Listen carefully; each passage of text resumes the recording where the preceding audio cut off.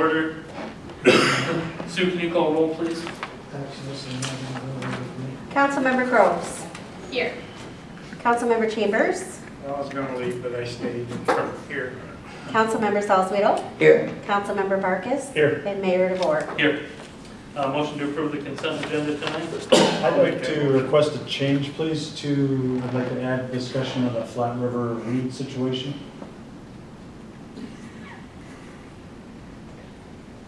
Any support? Okay, motion but no second. Continuing then to approve the consent agenda as presented. You supporting this? Motion to approve as presented. As presented. Okay. Any discussion? Sue? Councilmember Barkus. Yes. Councilmember Chambers. Yes. Oh. Councilmember Groves. Yes. Mayor DeVore. Yes. Councilmember Salzweedl. Yes. No old, public comment for items not on the agenda.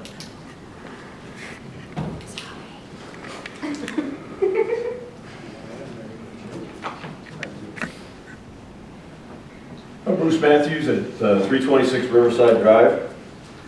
I'd like to address the concerns that I have about the no-wake proposal. You may recall on June 17th, I shared a memo requesting that the council consider establishing a no-wake zone in the Flat River. On August 13th, City Manager Burns replied with a well-researched memo that outlined basically why he would not be in favor of bringing the no-wake zone proposal forward to the council. Understanding the council has the opportunity to put it on the agenda regardless, I'd like to speak to that if I could. Again, commending Mike for the research that went into this, but the one glaring absence in the research in Mike's memo, which you all have seen, is the experience of our neighbors in Virgins. My understanding is that the primary objection to establishing a no-wake zone in the Flat River is concerns over enforcement. Which would be understandable under many circumstances. However, the situation that has occurred for the last 17 years in the Virgins Township section of the Flat River, which established a no-wake zone, I believe it was 2004, there have been no problems with enforcement, and there's been no cost to the township relative to that. And that was not mentioned in Mike's response. So I need to bring that to your attention that whereas there are certainly reasons why we may not want to go forward with a no-wake zone, certainly the experience of Virgins Township would suggest that enforcement issues would not be or couldn't or may not be a problem. Further, I'd suggest that if we have a problem, then we ought to address it. Perhaps a no-wake zone is not the best answer. Perhaps there are ways to educate voters to create situations where voters would be requested or advised or educated relative to no-wake zones. It's certainly not appropriate for safety reasons, for environmental reasons, to have a wake formed when your boat goes up the river. And perhaps there are ways of doing that, which, I think just dismissing it out of hand because we can't enforce it, or the city manager believes we can't enforce it, I think gives short shrift to the fact that we have a problem. And I think that's important. So I would request, and I have a memo which you've all received already, but I'll pass it around again, that we do consider. Chief, would you pass that? Thank you, sir. That we do consider, the city council do consider a no-wake zone or alternatives to the problem. While I'm on that, and with my neighbors having already spoken about concerns with the condition of the river, it seems to me that the river is so essential to the identity of the city of Lowell that simply dismissing the problems with the river because we don't have the funding, to address it, is pretty short-sighted. And I would suggest that we ought to be longer-sighted than that. I would also suggest that given the interest and concern on the part of the citizens of Lowell about the condition of the river, both the business community as well as the residents, that perhaps an ad hoc committee could be formed that would be composed of citizens and others that are affected by the river, have an interest in the river, and work together to come up with solutions to the problem. It's just pretty short-sighted to say we can't afford it, let's move on. Well, I think that's real. I think we can afford it. I think we can't not afford it if we're going to maintain our identity as a city of Lowell, as a trail town, a river town, and so on and so forth. So I just suggest that the council consider that. Thank you for your time. Thank you. Anybody else? Yes. I want to thank you for what you just said. I appreciate that very much. And I am totally on board with him. It is short-sighted because we do nothing about this problem in this river. This is our identity. This is something that people come here to look at the river, to be on the river.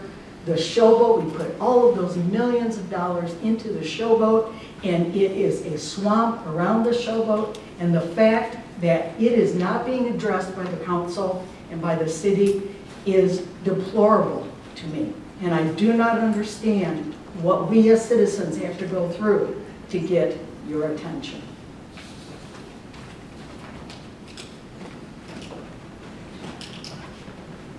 Go ahead.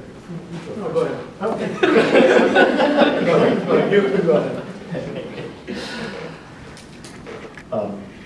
Craig Fonger, 827 North Washington Street.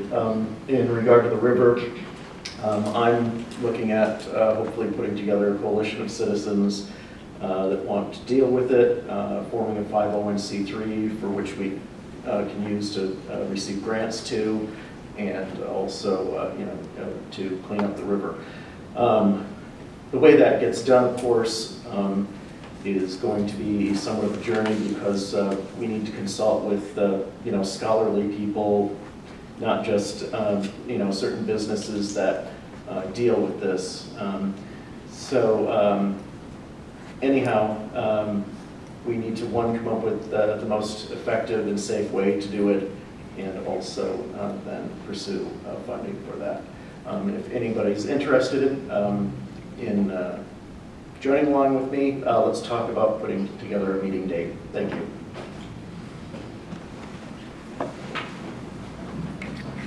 Barry Beecham, 924 Riverside Drive. All I have is some public service comments tonight. Pink Arrow was last week. Soccer was Wednesday night. Volleyball was Thursday night under the lights. It was a great event. Football game was Friday. The attendance was phenomenal, but it's not over with. This Thursday, join Meadowview Farms Thursday, September 19th, 2024 for a night of polo, ponies, and the power of pink. Gates open at 5 p.m. Polo starts at 6 p.m. It's $30 per car, so fill them up as many people as you can. We're going to have tailgate parties, best tailgate design and best dressed in pink, and all funds raised will support the Pink Arrow Pride. And that's at Meadowview Farms, which is on Virginians, just west of the school, or west of Parnell. One other is this Saturday, at the football stadium. Lowell is playing on Saturday at 1 o'clock. We're playing Marquette. That's kind of why it's a Saturday game. But they have 4 honorees that are going to be honored at the football game at halftime. One being longtime coach Rob McCormick and Bill Ingram, the 2004 state champion team, and then a gentleman that graduated in 1945, Rex Collins, will be honored. He earned 15 varsity letters at Lowell High School. And if you start to do the math, you know, it was 3 in track, 4 in baseball, 4 in basketball, and 4 in football. So, and then he was a longtime supporter, timekeeper, announcer for many sports at Lowell School. So he's going to be honored also. After the event, inviting everybody that want to gather at Easy Street and just reminisce and talk about old times. So love to see people out at the polo, and then also love to see people at Saturday at the high school football game. Thank you. Thanks, Barry.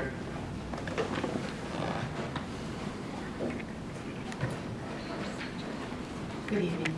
My name is Ruth Devine, and my husband and I just purchased a home on Hudson Street, 517, with a gorgeous view of what we thought was going to be our forever home on the Flat River.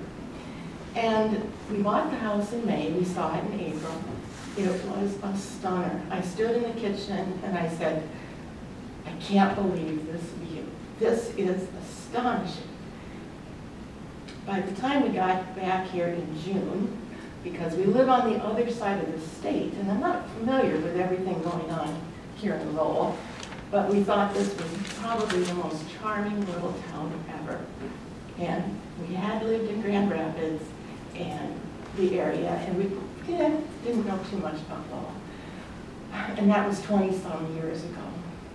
And here we are, bought, way paid over what the asking price was, and bought this gorgeous view, cute house, only to find out it's a swamp.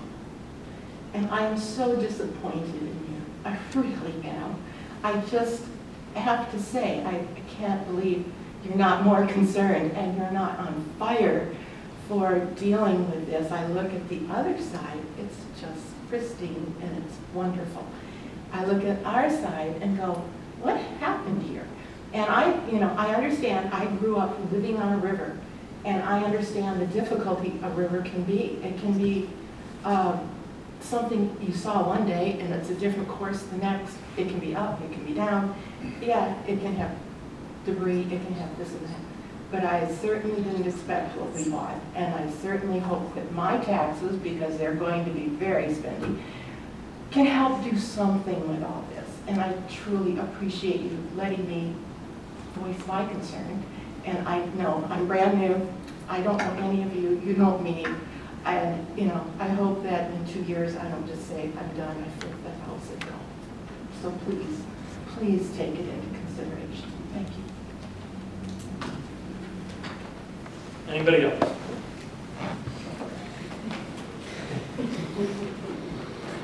Do I still have time left, Mr. Mayor? Sure. Okay. Also wanted to mention that this week, starting September 18th through Sunday the 22nd, Lowell Rotary is rebuilding Creekside Kingdom. We need people with all abilities, so if somebody can carry a bottle of water all the way up to being able to cut a straight line, we need you. So come on out. Wednesday through Sunday, actually tomorrow we need people too. So Tuesday through Sunday, we need people, so if anybody can show up and give us a couple hours, that would be great. Thank you. Anybody else or Craig again?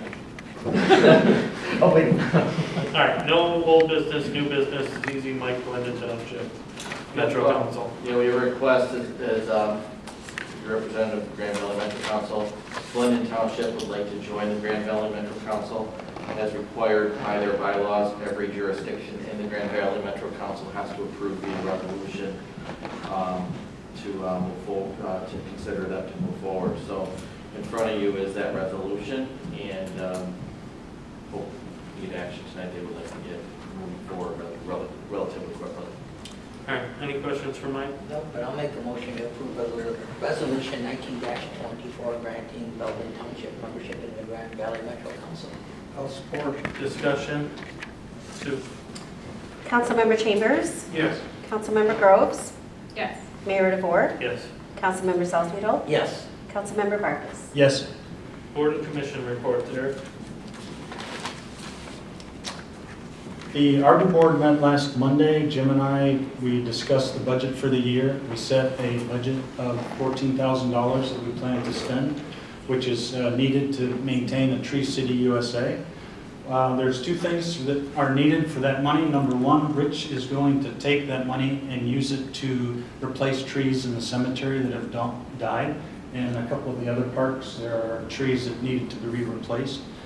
Once he determines that total amount of that $14,000, the rest of that money is going to be used to submit an application to MDOT to plant small trees along the right-of-way on M21. If you drive from Hudson to Meyer, there's, I think, 3 small trees along the entire right-of-way. And so the Arbor Board's idea is to plant a nice, repeatable, pleasant tree, no fruits, no traffic issues, with the remaining amount of that $14,000. And that's it. Jim? I have no reports yet. You, Chambers? I unfortunately missed the Chamber of Commerce meeting this past week due to preparing to be out of town. And then Parks and Rec was canceled, so I also have nothing. Old Chambers. I did not attend planning. I was in Mackinac for MML. Let's keep it going. Fire authority didn't have a quorum, so we were not able to meet either. Questions, comments, concerns, budget, or monthly reports? There's been nothing out of the ordinary with the budget this year. I'll talk about one expenditure coming up in the manager report. We had 254 traffic stops last month. Oh, I love it. All right. I have one thing on the monthly report, and I've already talked to Mr. Burns about this. There's a line item for $146,000, which is listed as unallocated miscellaneous. I think for clarity, that is the insurance, the city insurance. I would ask that if in the future, perhaps that could be listed as insurance. We can do that, but normally just the way it's charged, usually the way it works is we pay the bill under that line item, and then later in the fiscal year when Sue spreads the money, it gets allocated to the appropriate line items. Fine. All right. Anybody else? All right, manager's report. In the last couple of weeks, there's been a number of meetings, obviously with the working group with the city and the township for the public hearing that's going on tonight at the township, and then ours on Wednesday. We did meet with the developer last week, and we are expressing that we would like them to contribute their equitable share towards the project, and we're working on that. Nothing has been concrete yet, but I think we are moving forward in that direction. Update on the aquifer study. Did receive word today from Williams and Works. So kind of what's gone on the last couple of weeks. When we first looked at the aquifer study to determine whether or not what the capacity we could build for a water treatment facility, we first looked at the water treatment facility site. We learned initially that we could not accommodate 6 million gallons a day at the site. There was possibility of looking at additional wells adjacent on the other side of the river at Township Park, and then also on the north side of the river at Township Park. So we did reach out to Jerry and had our engineers look at the possibility of those areas as possible well testing sites. Being the fact that they're both below the floodplain. In years past, the regulations by Eagle is that wouldn't be an issue as long as you built up above the 1 foot above the floodplain. Well, Eagle has changed that rule in the last year or two, and as a result, those properties are not options. So we did look at the Northwest Pump Station, the property we own on G Drive. There's quite a bit of property over there. So we had the engineers look at that, and one of the things they found is that there are several home wells in that area, in that vicinity, and while it's possible to test it, and you could possibly get, there's possibility we could accommodate the demand for 6 million gallons a day. There is concern, obviously, with the wells, impact of drawing down the wells by testing it. So that's something that if the city and the township were to do, probably want to have a conversation with Dan Whalen from Williamson Works, with the working group first, to get more clarification on that, and then we would bring it back to the council for discussion. The right place is paying for all of the costs for this. So we're going back to testing the current site. We know, just preliminarily know, that we can double there's wall capacity to double the size of the facility from 1.5 million gallons a day to 3 million gallons a day.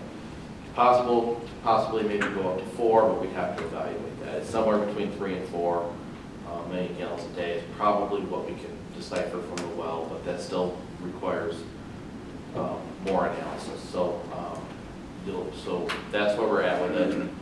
They probably will start testing probably maybe sometime this October. I'd like them to wait until after this last busy season at the water treatment plant, because right now they're pumping a little bit more in the warm weather. So there's that. And then lastly, we had an issue at the wastewater treatment plant. A fork tube, is that what it's called? A fork tube? Torque? Like torque tube? Like twisting torque? Yep. So there are 4 of these at the wastewater treatment plant, and over the last 10 years, they've been having to be replaced. One of the things is we never know. It's not something you can prepare for. It's just when they go, they go. And that happened last week. So we replaced one about 3 years ago. The estimated cost was about $41,000, or the approximate cost was about $41,000 for that one.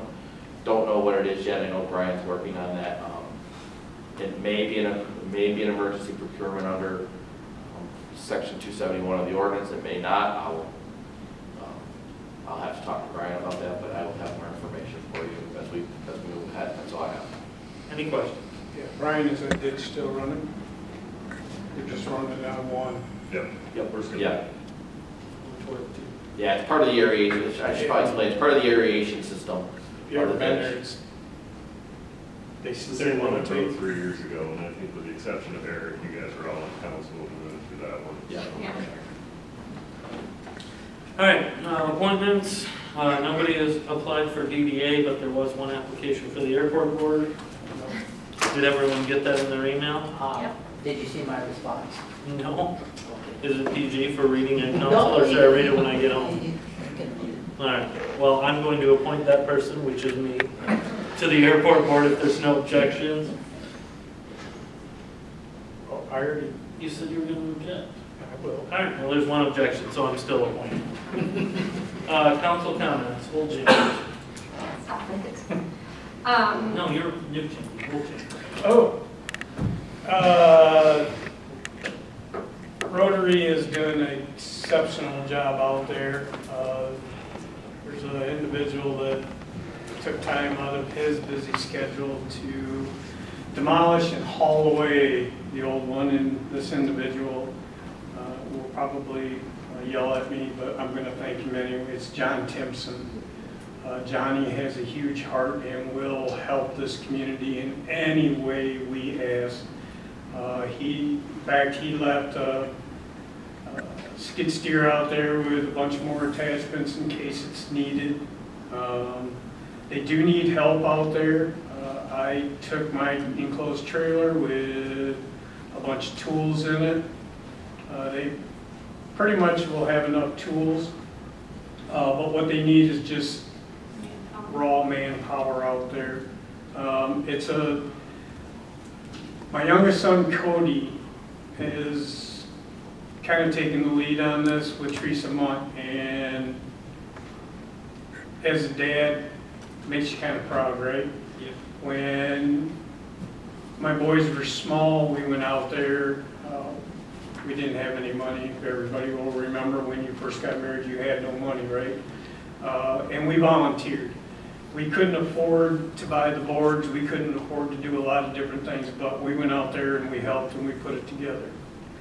I'm happy to say I bought boards this time around. They still need to get some more money, but right now Equipment's on the ground, all the material is sitting there. They just need workers. The funniest thing was, is Cody says, "You got a coffee maker we can use?" I'm like, "Yeah, it's at the store, go get it."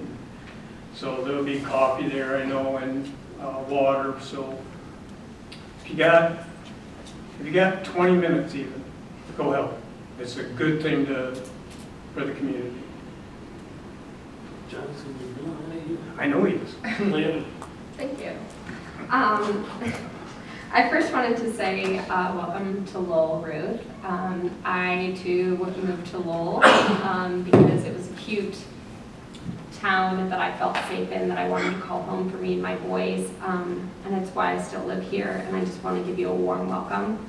I'm sorry that you're displeased with your current view, but it sounds like Craig is looking to spearhead something as far as a coalition of citizens. Put me on a list, Craig. I would love to be involved. I think as far as disappointment, I think we've gone over the fact of what as a whole, as city council, what we can and cannot do. However, that doesn't take away from individually what we're willing to invest and what we can invest. So I just want to reiterate that. It's not that we're not interested, it's just that us as a whole is different than us individually. So let's keep that in mind as we roll forward and create a coalition. I don't have the time or capacity to create the coalition, but if it comes to conversations about funding or a meeting place or things like that, I would love to help you orchestrate that. And then we were at the MML conference this past week, which is always just a refreshing place to be seated amongst people who pour into the community the way in which you hope that you're pouring into yours. We had an excellent speaker at our general session, and he said something that really I took to heart. He spoke about how serving on the city council when he served was very different than what serving on the council nowadays is like. And he spoke about how city council nowadays gives us citizens sort of this idea that they're entitled to be intrusive on your personal life, on your space, on your capacity. And it really hit home for me because I've had some experiences in the past month or so where people are very intrusive about my personal life. And it's one, sexist because it's not happening to anybody else, and two, it's so inappropriate. So I just want to reiterate that I sit here and I take time away from my family as a single mother to do this. And when you talk about me out of turn, it makes me very angry and very resentful about what I put into this community. So that's that. Well said. Eric? I would like to share some thoughts that I asked for at the beginning of the meeting. I enjoy being on council because I always get to speak sooner or later. What I wanted to say is that Diane Smith and I have worked on a fundraising effort to raise a $5,000 fee for Solitude Lake Management to treat the east side of the river from the dam up until the first parcel. He's quoted $5,000, which is a very good price. That includes 2 treatments, one as soon as we can do it, and then in the springtime. And it will, the first treatment will be heavier, so it will hopefully kill most of the weeds. There'll be a retreat in the spring. And Craig, we can also work with you. But Diane and I, the idea, and Diane, her residents, we're going to grassroots fundraise this $5,000 starting tonight. And we're going to just basically ask for checks made out to Solitude Lake Management. And I've already written mine, and Diane will be the keeper of the checks. Once we get up to $5,000, we're going to kick off Solitude to get the Eagle permits and get this going. We do need the city's approval to treat the land, but we're not asking for any city money, any city involvement. This is all grassroots. There's a number of people, Diane will share, that we think we can get to $5,000 pretty quickly. If the Creekside Kingdom can raise 300 plus, we can raise 5,000 for the river. It's getting worse. It's just in a month it's grown. It's an invasive species. It will not go away. Next year it will be worse. I wish we didn't have to use the treatments, but this is common. I bet every water body that you know of, certainly Murray Lake, all of those need treatments to control this. It is bad. So again, please, we're going to call it Funds for the Flat. Please make out a check to Solitude Lake Management and mail it to Diane at 618 Lafayette. And hopefully within a few weeks, we'll raise that $5,000. If it takes until next spring, then we'll kick this off in the springtime, but I hope we don't wait that long. Lastly, there is an instant fix called a hydro rake, which is a machine that Solitude, we can rent that machine by the day, and Perry knows about this, but it basically goes through and does an instant cleaning of the river. But we're hoping that the funds for the flat can be done quickly. Thank you. Sure. In regarding the cleanup of the river, at Coffeewood Council, I want to thank everybody that showed up and spoke and addressed their concerns. But one of the concerns about that river is the chemicals that are used, and I don't know if we have enough information at this point exactly what environmental that could possibly do to the river and down the road as it moves. It's not like it's a lake where it stays that sediment as they were talking, but it floats down there. I don't want to put anybody in the realm that 20 years from now, because we sprayed that chemical and it's built up. Now there's going to be something on the citizens that form that committee, whether it's charity or whatever, somebody's got to clean that up and it come back. So whatever we do, I want to make sure that we're doing it right, getting the right answers, and that we look at that part of it, Eric, before we go ahead and possibly contaminate. Maybe there'll be no issues, that part of it. And another one that Sue brought up is the birds on the river. We need to be environmentally safe for them as well as the people using that as well too. So I just want to make sure on that. Bruce, thanks for coming to the Coffeewood Council and giving your opinion on the no wake zone. I do believe that could be resolved pretty easily. Maybe it's self-enforced as we spoke about. So I'll be meeting with Mike. I've been busy the last week and a half since we had that. So I'll continue putting some thought and content in that. And likely, I have a passion for the river too. I'm the president of the Showboat.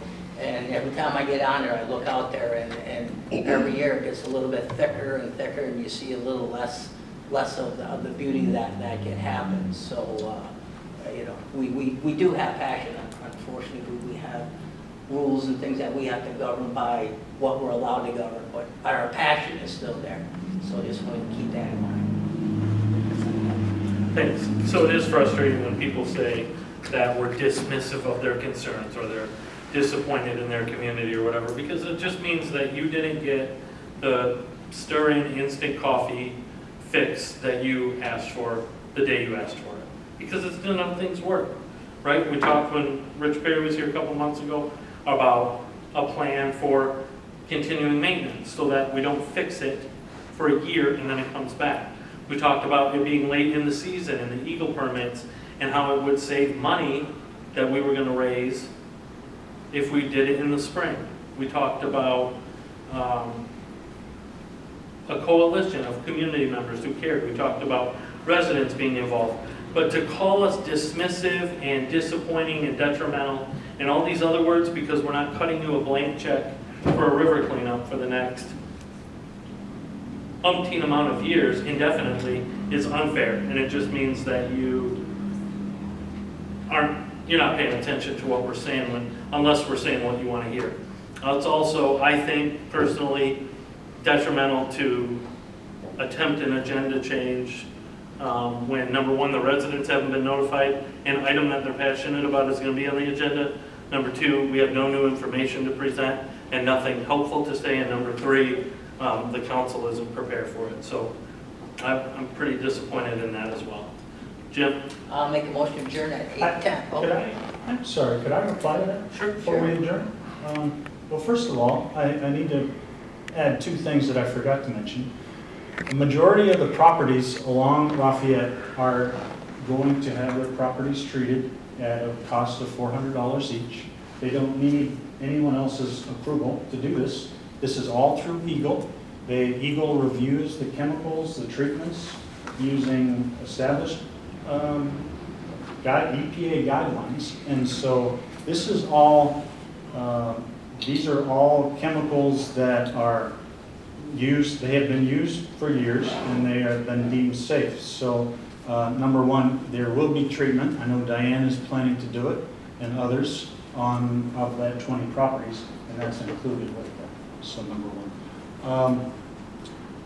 So, Mr. Mayor, I think that I've added, I'm trying, we are trying, Diane and the neighbors are trying to help out this situation.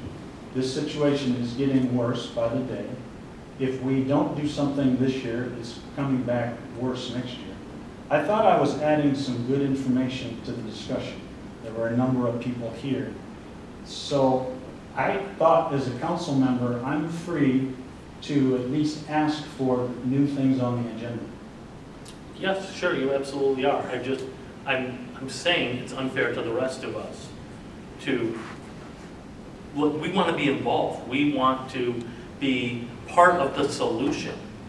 Also, when we had it on the agenda, what did the audience look like? It was packed when we had it on the agenda, because people want to be involved. They want to be part of the discussion. It would have been good to have Rich here if we could. If we're going to do something officially, I want it done correctly. Not correctly, I'm sorry, that's a bad choice of words. I want it done the most productive way we can do it. And I just didn't feel like this was it. But allowing me to speak, I wasn't asking to present charts or graphs or numbers, or I was just, did I ask for the request in the wrong way? I was just asking to speak. Yeah, and nobody's taking away your ability to speak. What I'm saying is you made it an official agenda item, and the stuff you handled in council comments was quite helpful and informative. Going forward, though, if we want to add something to the agenda, what is the proper step? Once we see the agenda and then reach out to Mike that says, hey, can we add this to the agenda? What is the proper protocol? So the procedure and the rules procedure, the city manager sets the agenda for the meeting. If the council wants items added, the council can direct me. That's the proper procedure. A lot of things that, most things obviously come through my desk that we need to take action on. But if there's items that the council as a whole wants, the council needs to direct me. As a group. As a group, not individual council members. Now, an individual council member can bring an agenda item up, and then you get a support from the majority of the council, then you can put it on at that time. But that's the procedure. And I did. Mr. Burns, earlier today, I forwarded all this information. I did not request this added to the agenda, but he was aware of that. He supported it. And I guess I should have, at that time, asked it to be added to the agenda.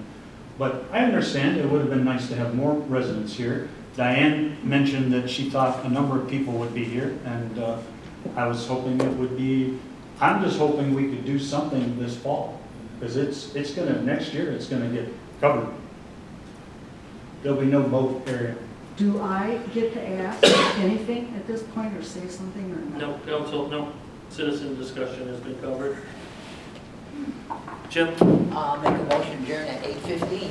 I'll support. Motion and then second to adjourn. All those in favor signify by saying aye.